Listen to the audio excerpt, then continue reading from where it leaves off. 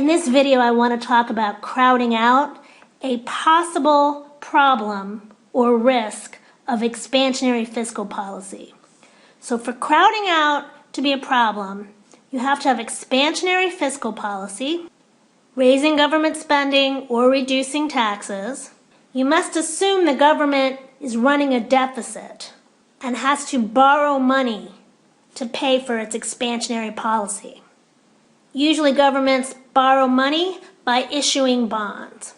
So on the left I have a recessionary gap.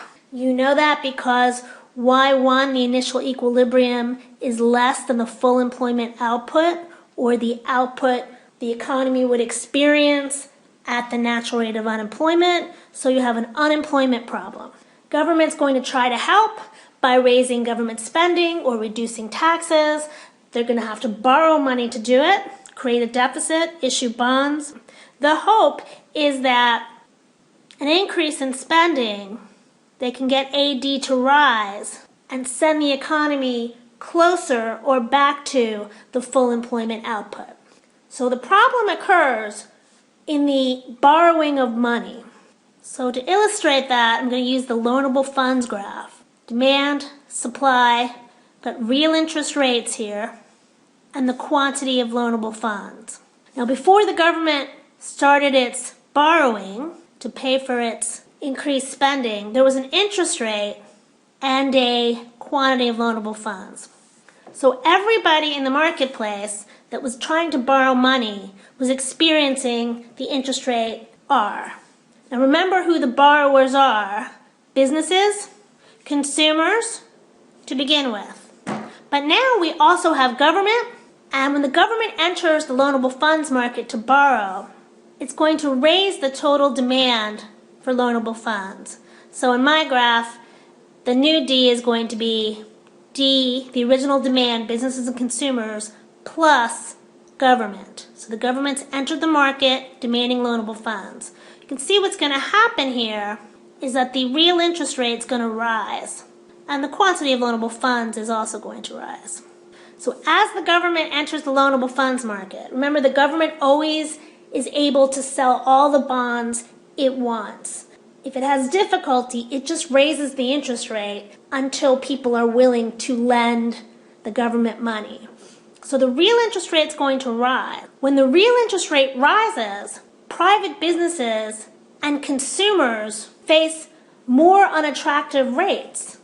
So they will not borrow and spend as much. You should remember, as interest rates rise, consumption and investment, interest-sensitive spending will fall.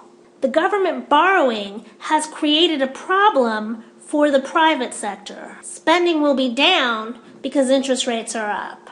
Let's look at the chain effect here. We had a recession, which led to expansionary fiscal policy. Government spending is up, or taxes are down, or some combination, which created a budget deficit, which created the need to borrow. More government borrowing, think about that loanable funds market, led to real interest rates rising, which led to consumption and investment falling. So initially, the stimulus package aimed to send AD higher. But remember, AD equals C plus I plus G plus net exports. So the government's trying to pump up G. But if they trigger an interest rate rise, C and I will start to decrease. And this AD curve is going to start bouncing back. The stimulus plan, the government spending, will be offset by reductions in consumption and investment. The government is crowding out the private sector. G is up, but C and I are down. There's an offsetting effect, which weakens the stimulus plan. So fiscal policy has some limitations.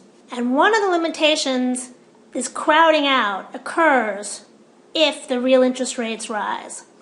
Now we don't see crowding out with every stimulus package, because sometimes interest rates don't rise. It depends on the environment, and it depends on what the Federal Reserve is doing. The Federal Reserve can help stabilize interest rates.